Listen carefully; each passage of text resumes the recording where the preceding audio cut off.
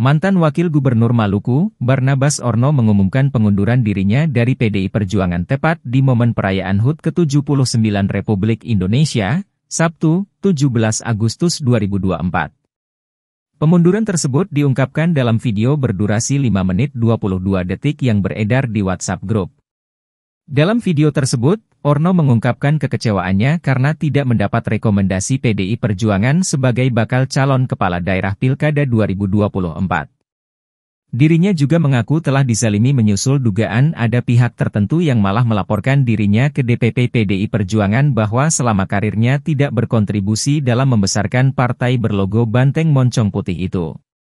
Diketahui, Barnabas Orno mendaftarkan diri ke DPD PDI Perjuangan Maluku sebagai bakal calon gubernur.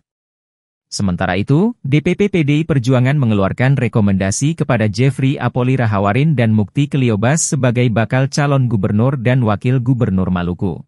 Dalam perhelatan untuk mendapatkan rekomendasi PDI Perjuangan sebagai calon gubernur Provinsi Maluku periode 2024-2029, ada pihak-pihak tertentu dalam tanda kutip melaporkan ke atas juga dalam tanda kutip bahwa selama ini saya tidak membesarkan PDI Perjuangan. 18 tahun bukanlah waktu yang singkat.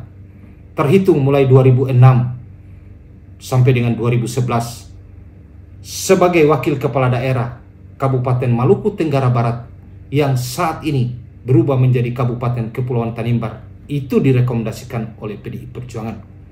Kemudian dilanjutkan sebagai Bupati pertama Maluku Barat Daya pada periode pertama 2011-2016. Kemudian periode kedua 2016-2021. Tetapi pada periode kedua di tahun kedua 2018 saya ditugaskan, direkomendasikan sebagai calon wakil gubernur Provinsi Maluku dan terpilih untuk periode 2019-2024. Dari sisi etika dan moral politik, saya merasa disolimi.